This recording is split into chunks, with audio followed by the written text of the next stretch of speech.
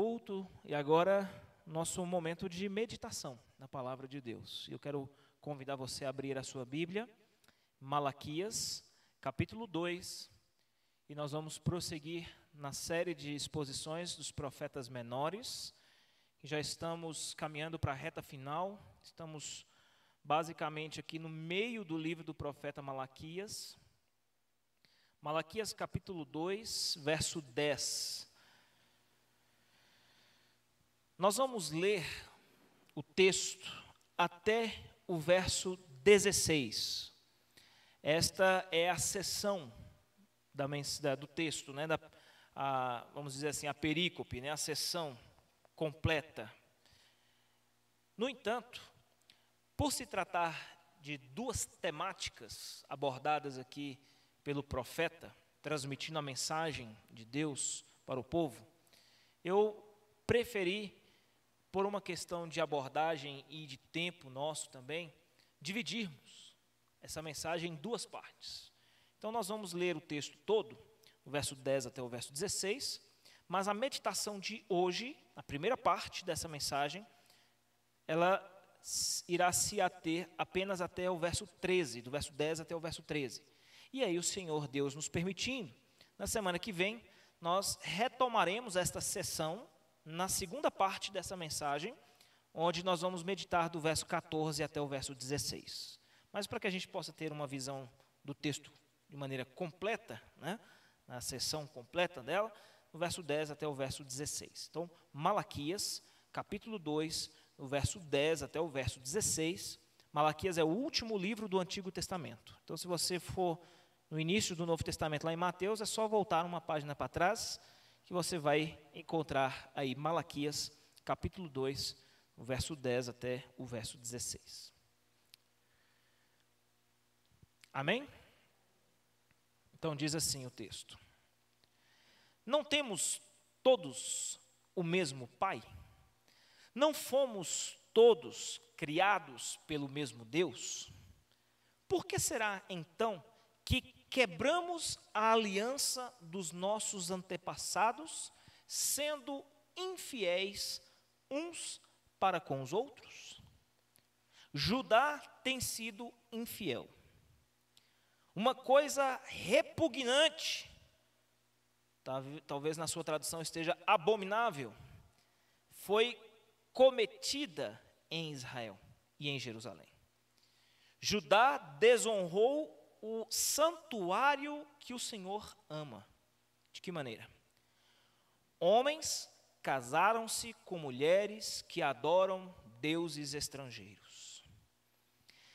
Que o Senhor lance fora das tendas de Jacó o homem que faz isso, seja ele quem for, mesmo que esteja trazendo ofertas ao Senhor dos Exércitos. A outra coisa que vocês fazem: enchem de lágrimas o altar do Senhor, choram e gemem, porque Ele já não dá atenção às suas ofertas, nem as aceitas com prazer. E vocês ainda perguntam, por quê? É porque o Senhor é testemunha entre você e a mulher da sua mocidade. Pois você não cumpriu a promessa de fidelidade, embora ela fosse sua companheira, a mulher do seu acordo matrimonial. Não foi o Senhor que os fez um só? Em corpo e em espírito, eles lhes pertencem. E por que um só? Porque ele desejava uma descendência, o quê? Santa, consagrada, piedosa. Piedosa nos lembra de Tito, né? Portanto, tenham cuidado. Ninguém seja infiel à mulher da sua mocidade. E agora vem a parte mais forte do texto, né? Eu odeio o divórcio, diz o Senhor, o Deus de Israel. E também odeio o homem que se cobre de violência, como se cobre de roupas, diz o Senhor dos Exércitos. Por isso, tenham bom senso, não sejam infiéis. Amém? Ou misericórdia? Queridos, que texto forte e difícil, né? Mas ao mesmo tempo também é um texto bastante claro, né? E embora seja um texto difícil, carregado de palavras fortes, como Malaquias, todos nós pregadores do Evangelho, da palavra de Deus, temos um compromisso para com a verdade de Deus. Seja para proferi-la a quem quer que seja, você deve ter o compromisso com a verdade de Deus, em dizer aquilo que a palavra de Deus está mandando você dizer, né? É preciso levantar uma questão muito importante no início dessa mensagem, uma questão que todos nós precisamos fazer uma profunda reflexão quanto a ela. A pergunta é: o quanto dos problemas e conflitos que nós presenciamos dentro da nossa própria casa, da nossa família, ou na família de alguém que nós conhecemos, o quanto desses problemas e conflitos familiares existentes dentro de um lar não tem relação ou não tenha raízes, né, não tenha origem na infidelidade para com Deus praticada um dia. Conflitos que estão relacionados com os filhos, conflitos conjugais, problemas na nossa vida.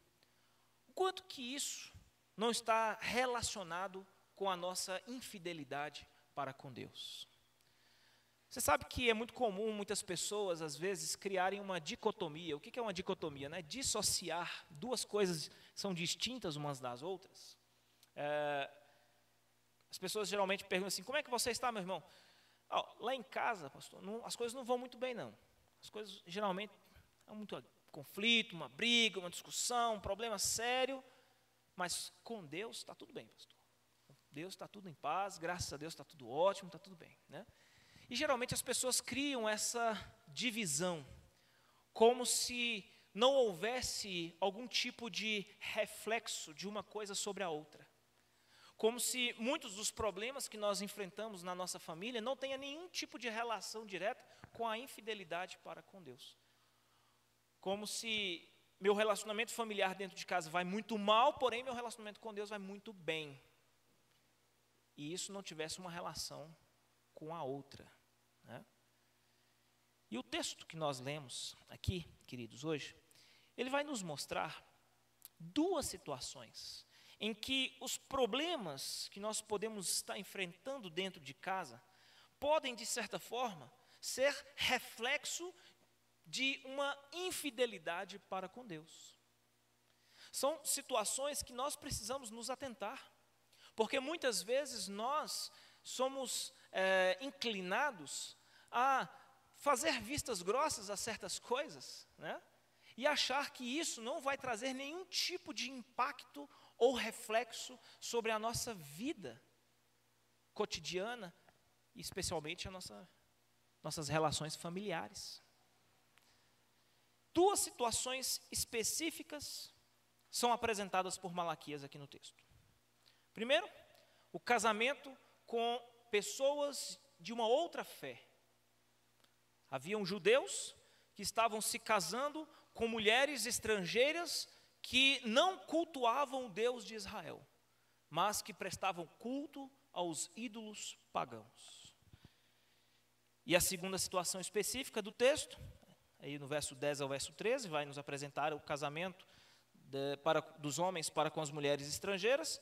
Do verso 14 até o verso 16, vai apresentar também os divórcios que aconteciam de maneira deliberada no meio do povo. Queridos, esses dois temas, infelizmente, ao longo dos anos, têm passado a se tornar uma realidade quase que rotineira na vida de muitos evangélicos. Esses dois problemas aqui apresentados por Malaquias, eles são colocados no texto como exemplos de infidelidade pactual, infidelidade para com a aliança do Deus de Israel. Malaquias, depois de apresentar, e nós vimos isso na última mensagem, no capítulo 2, verso 1 a 9, um problema sério que está relacionado aos sacerdotes, ao ofício dos líderes religiosos, né, da nação. Quando chega agora a partir do verso 10, ele amplia esse quadro para mostrar que a infidelidade para com Deus era algo que estava generalizada. Estava de maneira tão geral que afetava não somente os sacerdotes, mas também todo o povo, toda a nação. O povo havia retornado do cativeiro babilônico. Malaquias, depois de mais de 100 anos, depois de Zacarias, que havia feito tantas promessas maravilhosas, encontra um povo desanimado, desacreditado. Um povo que já não acreditava tão piamente assim como antes nas promessas que Deus havia feito, de maneira que agora o povo havia cedido às pressões e às tentações do seu mundo, cedendo para com a sua relação pactual com Deus. Inclusive, a palavra agora aqui, nesse texto, mais repetida, né, em toda essa passagem, é a palavra infiel e os seus derivados. Percebeu como que a palavra infiel e infidelidade, ela é repetida várias vezes? Essa é a palavra-chave agora da passagem. Um povo que se desanimou e desacreditou nas promessas que Deus havia feito, depois de 100 anos, mais de 100 anos, estavam agora vivendo de maneira infiel para com Deus. Nós vamos ver que quando essa infidelidade para com Deus, essa relação vertical, né, homem e Deus, ela é manifesta, ela está presente, essa infidelidade para com Deus, ela está presente, ela acaba trazendo reflexos, impactos para com a relação com o próximo, na relação horizontal. Então, se há uma infidelidade, há um problema sério no seu relacionamento com Deus, na relação vertical, ela vai trazer impacto e reflexo na sua relação horizontal, na sua relação para com o próximo.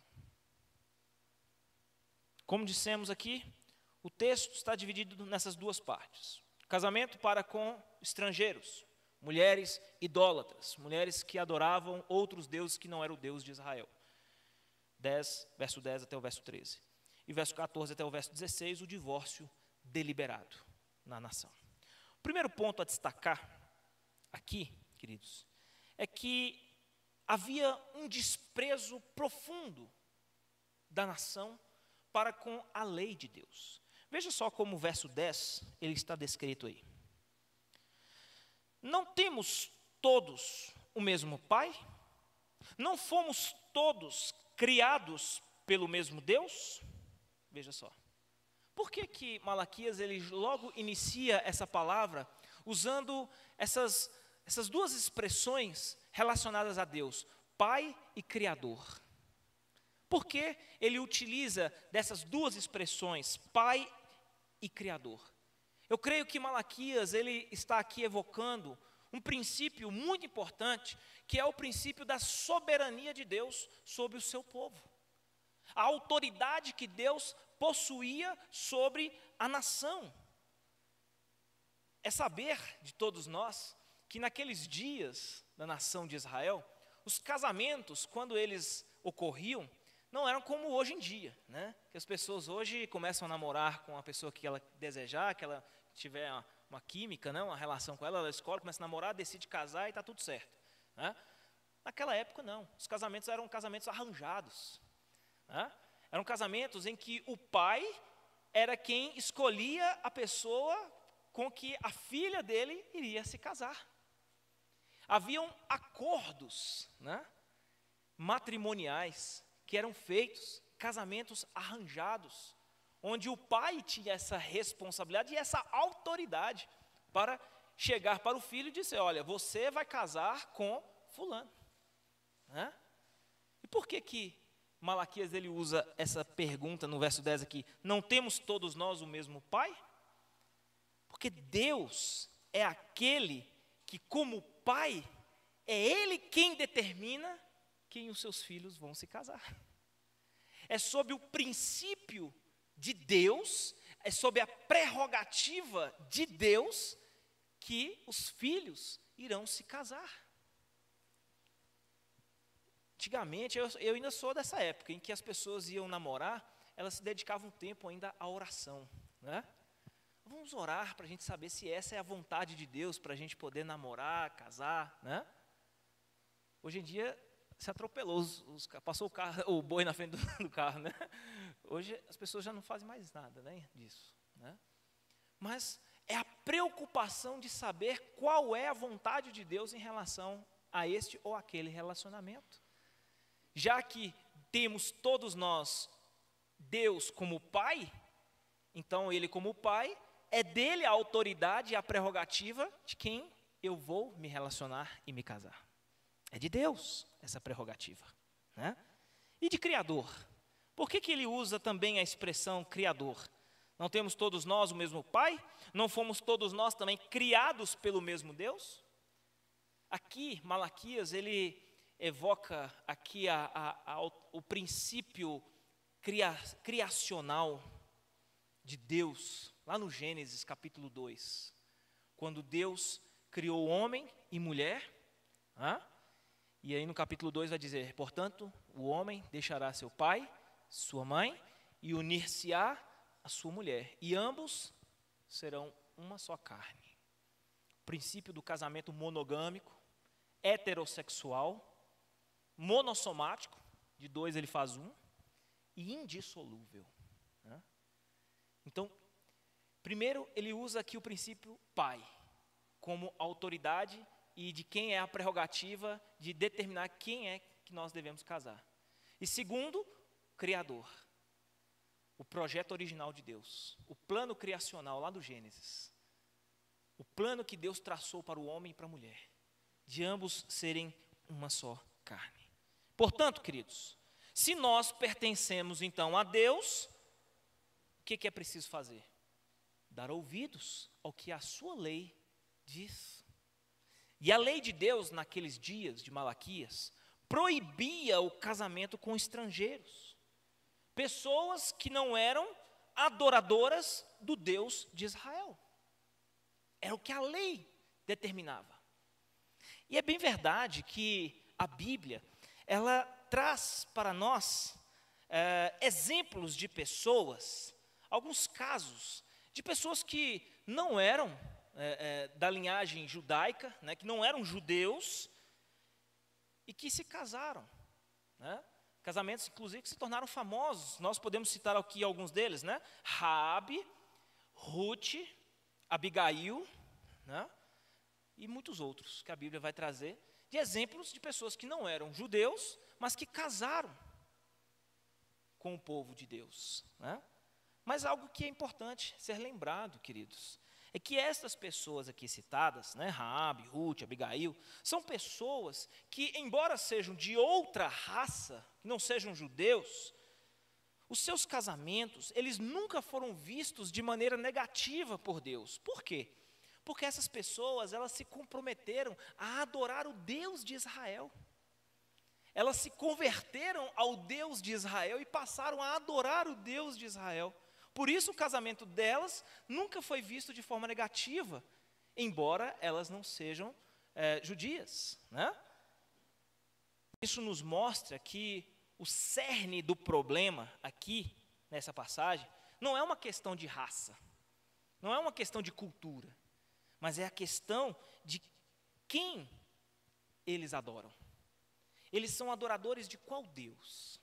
Do Deus da Bíblia ou dos deuses pagãos? Esse é o ponto central aqui da passagem. Deus, ele não queria que através dessa lei houvesse um tipo de exclusivismo judaico, algo que basicamente Hitler queria fazer no nazismo, né? Unificar a raça, né? Não era esse o plano de Deus ao impedir que os seus filhos casassem com pessoas estrangeiras. Mas a intenção e a preocupação de Deus era com a contaminação da fé. Fazer com que a fé no Senhor, no Deus vivo, fosse algo contaminado pela idolatria das nações estrangeiras. É por essa razão que ele fala ao povo de uma maneira tão contundente. Percebe as palavras que são utilizadas no texto aqui? São palavras duras, palavras fortes, palavras contundentes. Perceba como que Deus ele vai tratar o problema. Olha as expressões que ele usa no verso 11.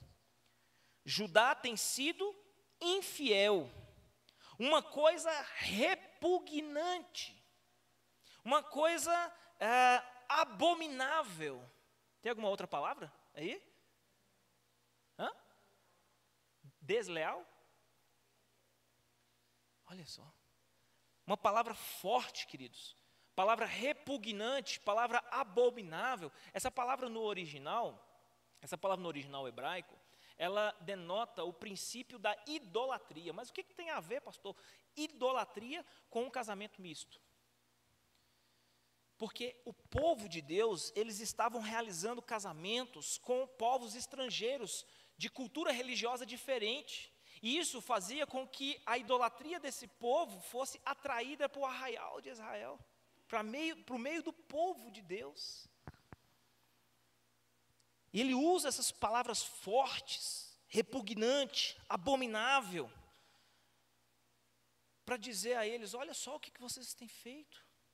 Olha a maneira como vocês estão tratando o pacto, a aliança, a fé, a adoração do Deus vivo. Isso parecia, queridos, ser um problema generalizado no meio desse povo. E nós podemos ver isso acontecer desde Neemias capítulo 13. Neemias capítulo 13 vai falar onde os filhos haviam se casado com mulheres estrangeiras, mulheres que adoravam outros deuses. E qual foi o resultado disso? Os filhos deles nem sequer falavam mais a língua judaica. Perdeu-se completamente a identificação com a fé e a cultura do povo de Deus, por conta dessa mistura com outros povos. Esdras, um pouco antes, né, no capítulo 9, capítulo 10, ele também vai tratar do mesmo problema que Malaquias está falando aqui nesse contexto, queridos. Agora, por que Malaquias ele fala de uma forma tão contundente, tão forte? Porque esse povo, queridos, eles foram para o cativeiro babilônico por causa da idolatria deles. Eles foram parar na Babilônia por causa da adoração de outros deuses. E depois de terem passado tanto tempo lá, eles retornam para Jerusalém, recebem as promessas de Deus, pouco mais de 100 anos depois esmorecem, se cansam de esperar, se desanimam, desacreditam nas promessas e começam então a ceder novamente aos mesmos problemas pelos quais os levaram para o cativeiro babilônico, atraindo para eles a idolatria dos outros povos. É como se Malaquias chegasse para eles: olha, vocês passaram 70 anos no cativeiro babilônico por causa da idolatria de vocês, e vocês ainda não aprenderam a lição? Não foi suficiente para vocês? Esse apelo aqui, queridos, aponta para o nível da ameaça que o povo estava correndo. Tão séria é essa questão. E é muito interessante, né, a maneira como o Espírito está aqui iluminando o profeta Malaquias para ser tão direto e contundente na sua mensagem.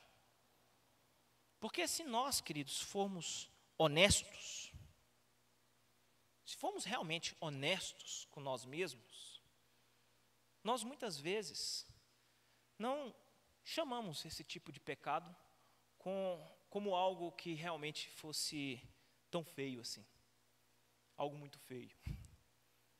Nós geralmente tendemos a amortecer o impacto, a diminuir o nível, o grau da periculosidade. Tentamos amenizar. Às vezes nós dizemos assim: fulano ele está se relacionando com uma pessoa que é descrente ou é idólatra, né, de uma outra religião, mas é uma situação assim complicada. E aí a gente usa a palavra complicado sempre quando a gente não quer fazer o juízo correto, adequado, daquilo que precisa, né, daquilo que é necessário. Quando nós, muitas vezes, não queremos confrontar o problema com firmeza, sem titubear, a gente tende a usar, não, é complicado, né? Difícil. No entanto, queridos, as palavras usadas por Malaquias aqui, elas não titubeiam. Ele é enfático e contundente. Veja aí o verso 11. Olha o que está escrito na sua Bíblia. Olha o que diz. Uma coisa repugnante foi cometida em Israel e em Jerusalém. Judá desonrou o santuário que o Senhor ama. Em outras traduções, profanou o santuário de Deus. Judá desonrou, profanou o santuário. Do que ele está falando? Que santuário é esse? Ele está se referindo ao templo físico? Não. Ele está falando do povo. Ele está falando que o povo de Deus, esse sim é o santuário de Deus, onde Deus se faz presente no meio do seu povo. Ao fazer casamentos com mulheres estrangeiras, Israel estava contaminando o santuário de Deus, que era o próprio povo. O próprio povo de Deus. Quando haviam casamentos com pessoas idólatras de outra fé, o santuário de Deus, que era o próprio povo, era contaminado. Sabe que essa expressão aqui no verso 11, homens casaram-se com mulheres que adoram deuses estrangeiros, no final do verso 11 aí, no original hebraico, a palavra utilizada para essa expressão, casaram-se com outras mulheres, no original hebraico está escrito assim, Baal. Baal. Isso te lembra alguém? Ou algum ídolo pagão? Baal, essa expressão ela é utilizada para se referir ao casamento dos homens com outras mulheres, como uma espécie de lembrete, para advertir, lembrar eles de que aquilo que eles estavam fazendo, que era casar com mulheres estrangeiras, estava atraindo para o arraial, para o santuário de Deus, que era o povo dele, a idolatria, a adoração de outros deuses. Estava abrindo uma brecha enorme para que a idolatria pudesse adentrar-se e se instalar no santuário de Deus novamente. Veja como é sério a situação, queridos. Veja como Deus trata de maneira tão preocupante essa realidade. O que está acontecendo aqui diante dos nossos olhos, no livro de Malaquias, queridos, é que Deus, Ele está mostrando para o povo de Israel que eles não haviam percebido o tamanho do pecado que eles estavam cometendo. Por isso a palavra abominação, repugnância, vocês contaminaram, desonraram, profanaram o santuário. Eu gostei muito de uma frase que eu estava estudando, de um comentarista. Preste bastante atenção nessa frase. Ele diz o seguinte: não fazer distinção entre mulheres cristãs e mulheres de outra fé é, por sua vez, não fazer distinção entre o Deus da Bíblia e as divindades pagãs. Eu vou repetir para ficar bem claro. Não fazer ou não ver distinção entre mulheres cristãs e mulheres de outra fé é não ver distinção entre o Deus da Bíblia e as divindades pagãs. Então, se você não percebe nenhuma diferença, para você não faz diferença nenhuma relacionar-se com uma mulher cristã ou com uma mulher que não seja cristã, que seja de outra religião, é a mesma coisa de você não ver distinção nenhuma entre o Deus da Bíblia e os deuses pagãos. É a mesma coisa.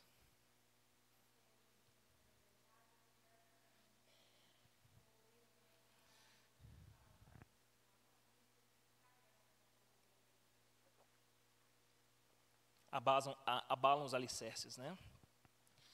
E a verdade que tem que ser dita, no texto aqui, Deus se sente ofendido, nesse nível. É por isso que o apelo aqui era que o casamento fosse feito no Senhor, dentro da sua aprovação. Esse é o mesmo sentido, queridos, que Paulo ele utiliza em 1 Coríntios capítulo 7. de que quem ama o Senhor, ele deve se unir com alguém que também ame o Senhor. Quero trazer duas aplicações importantes para nós. Primeiro, o princípio da poluição do santuário. O princípio da contaminação do santuário. Paulo ele faz uma conexão interessante com aquilo que Malaquias está tratando aqui em 2 Coríntios capítulo 6, quando ele vai falar a respeito do jugo desigual. Embora ali não esteja estritamente falando a respeito de casamento, mas das mais variadas relações entre cristão e o ímpio, mas existe uma frase que Paulo utiliza ali, que é bastante interessante, que parece não ter uma relação com a outra, mas quando nós comparamos com Malaquias, nós percebemos que faz todo sentido. Quando quando Paulo, lá em 2 Coríntios capítulo 6, ele vai falar assim, qual é a relação do templo de Deus com os ídolos? Quando ele vai falar a respeito do jugo desigual. Ou que comunhão existe, né?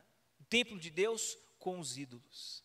Ele faz uma conexão do aspecto religioso com as relações humanas entre cristãos e ímpios, né? E Malaquias está mostrando para nós exatamente isso. O quanto que é importante para nós relacionar essa questão do casamento misto com a contaminação do templo do Espírito Santo, que somos nós.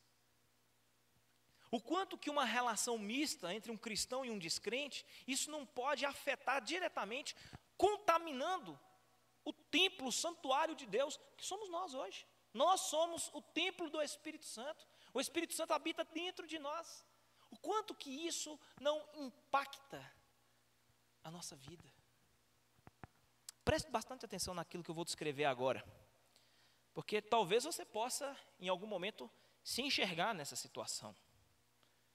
A maioria de nós, queridos, a maioria de nós, quando vai falar a respeito desse assunto, casamento misto, a gente geralmente costuma usar um argumento mais pragmático, não é verdade?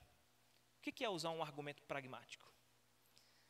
Às vezes você vai dizer assim, olha, eu sei que muita gente tem casado com pessoas descrentes, mas alguns casos dão certo. Existem algumas situações que a pessoa chega até a se converter depois, né? E a gente tende a ir pelo caminho mais do pragmatismo,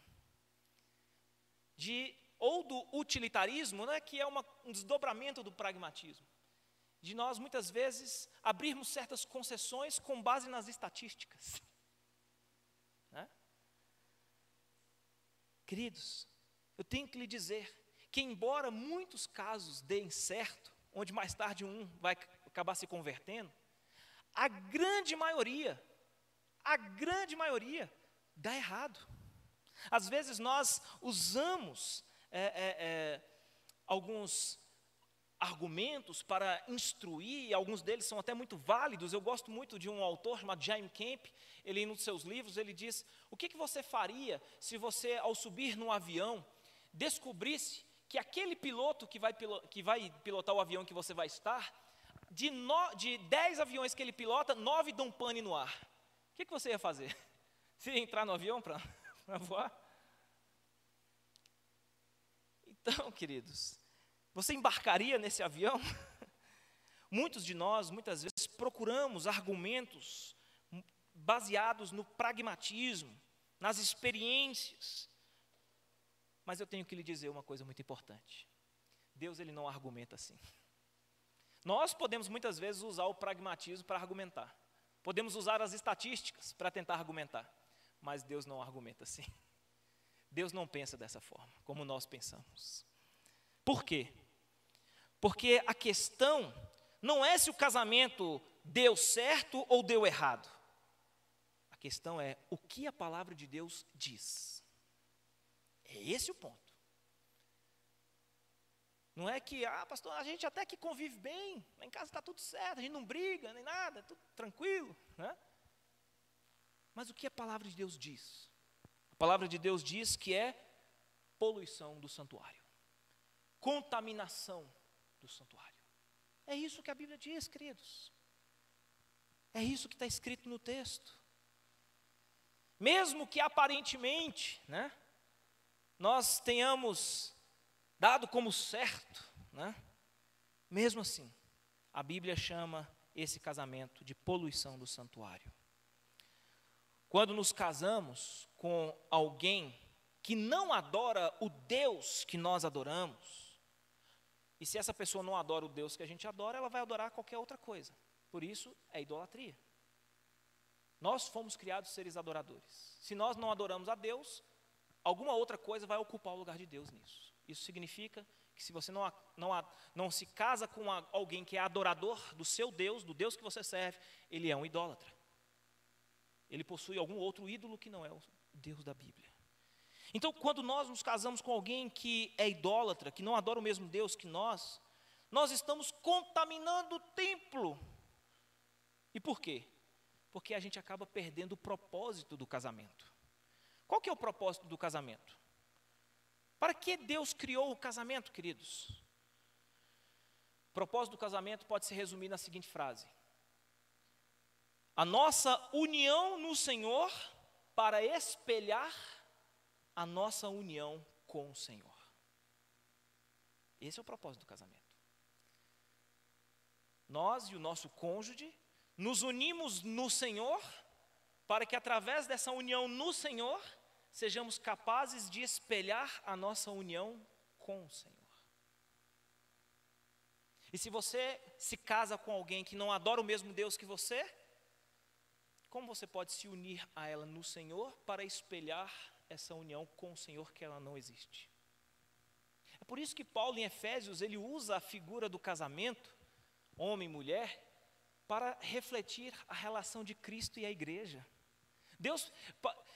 Paulo ele poderia ser inspirado pelo Espírito para escolher qualquer outro tipo de esfera de relacionamento humano, para mostrar a relação de Cristo à igreja, mas ele escolhe exatamente o casamento, porque é esse o propósito do casamento.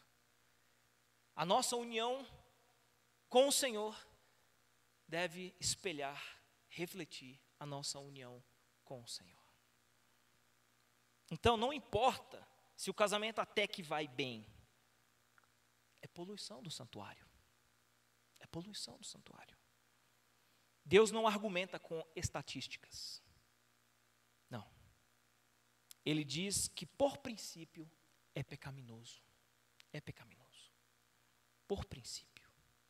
A segunda aplicação que eu quero trazer aqui, ela tem a ver com os dias de Malaquias, mas que também tem relação direta com os nossos dias atuais. Esse problema e a situação, né, tem a ver com os dias de Malaquias e que tem tudo a ver com os nossos dias também, é que esse problema, queridos, é o problema mais difícil de ser vencido, mais do que nós podemos imaginar.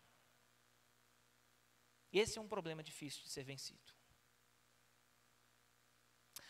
Malaquias, ele, no seu contexto histórico, ele vem um pouquinho antes de Esdras. E ele traz essa palavra aqui, falando a respeito desse assunto. Mais um pouquinho adiante, Esdras vem tratando do mesmo problema. E logo após Esdras, quem é que vem? Neemias. E Neemias ainda vem de uma maneira ainda mais incisiva, mais enérgica do que os outros dois. Malaquias fala, daqui a pouco vem Esdras de novo, todos eles enviados por Deus. Malaquias vem e fala de um problema, Esdras daqui a pouco vem e repete o mesmo problema, e daqui a pouco Neemias se levanta para falar do mesmo problema. E Neemias vem de uma maneira muito mais incisiva, muito mais contundente. Por isso que a gente vai entender lá em Neemias 13, 25, porque que ele vai dizer que ele bateu em algumas pessoas e arrancou o cabelo delas. Neemias 13, 25.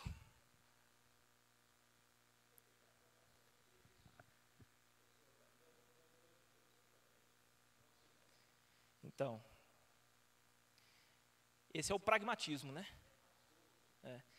Esse é o argumento pragmático. É o argumento que se baseia naquilo que os nossos olhos estão vendo, nas experiências. Mas o que a gente tem que fazer? Voltar para aquilo que está escrito aqui, né? E aí a gente vai ter que escolher. Ou a gente parte da experiência para a Bíblia, ou da Bíblia para a experiência. Quem é que vai se curvar a quem?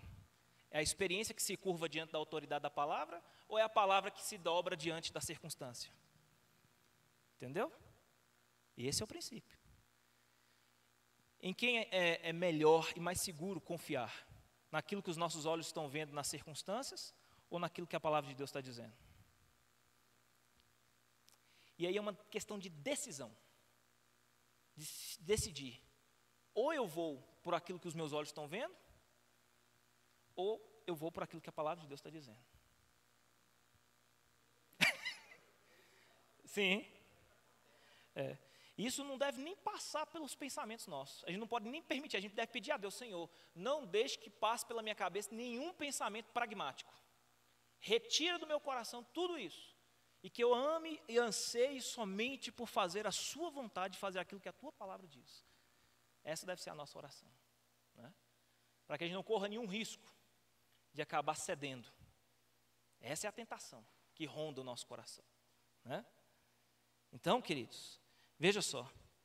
Por que é a terceira vez na Bíblia que se trata do mesmo assunto? Por que Deus levanta Malaquias para falar, depois levanta Esdras para falar, e depois fala a Neemias para chegar com os 2 pés no peito deles, para poder arrancar o cabelo e bater neles, para ver se eles aprendem? Porque esse é um problema, talvez, mais difícil de ser vencido. Mais do que a gente pode imaginar, queridos.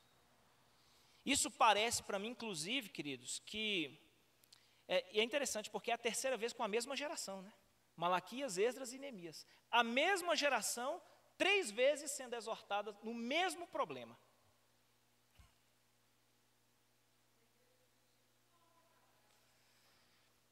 Isso é o que eu ia dizer. Me parece ser uma espécie de padrão. Quando nós estudamos a palavra de Deus, nós vamos perceber em outros textos sagrados exatamente isso.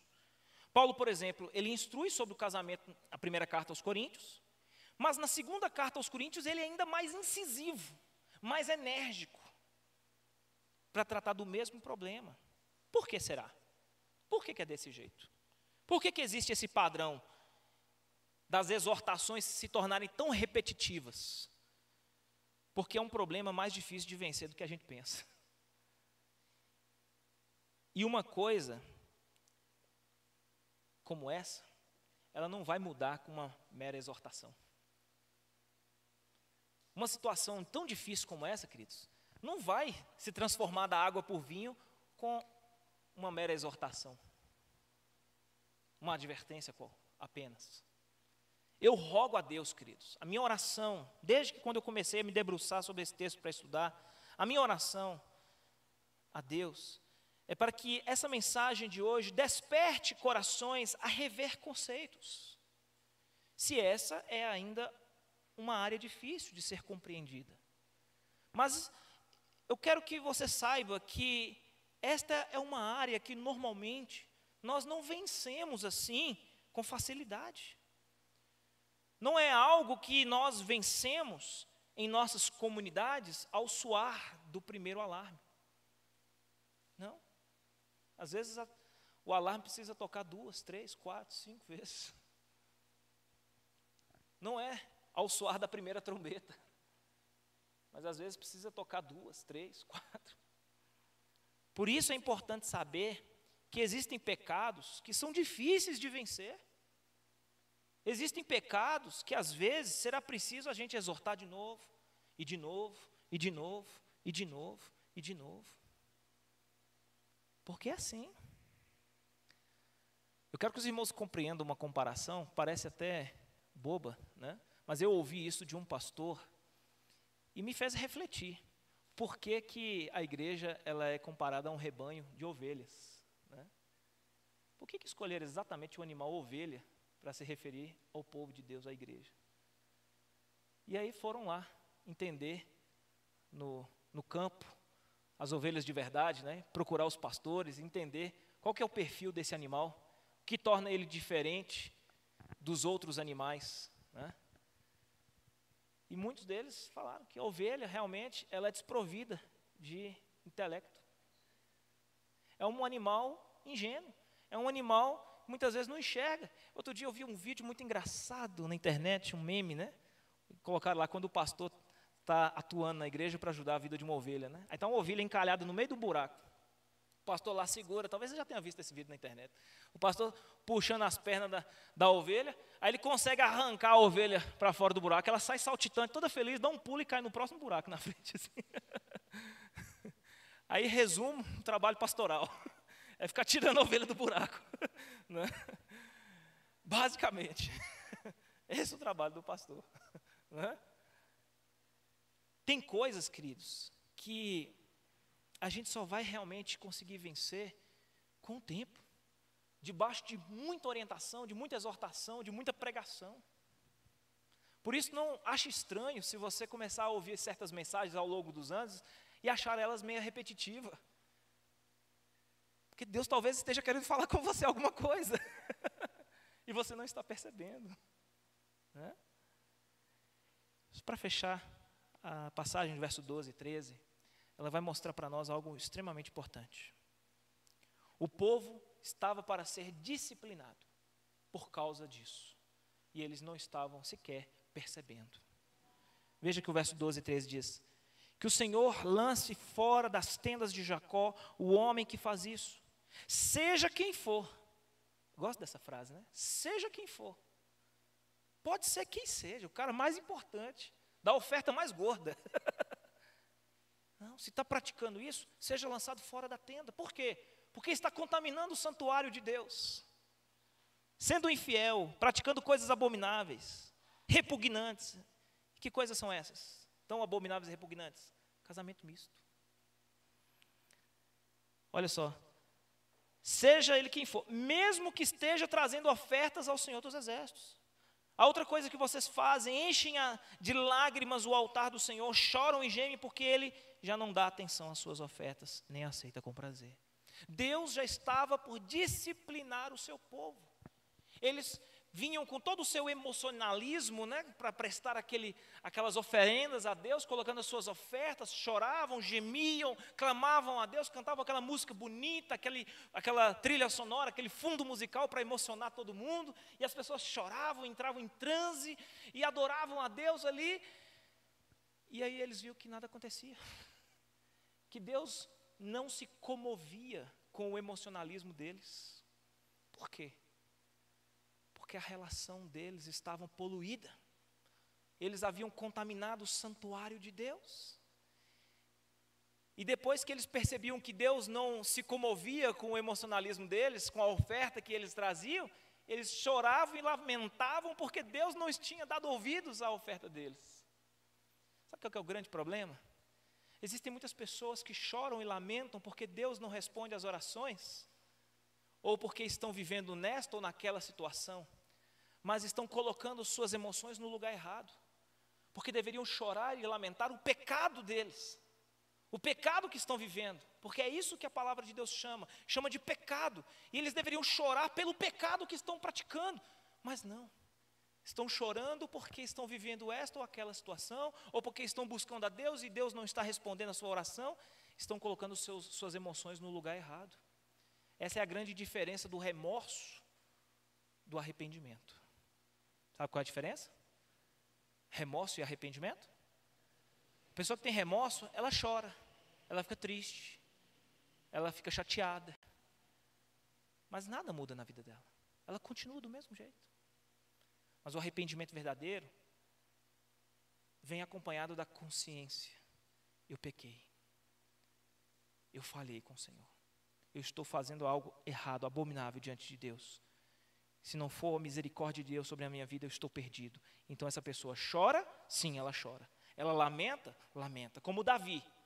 Davi, no seu pecado, ele diz no Salmo que ele faz inundar o seu travesseiro à noite, todas as noites, em lágrimas.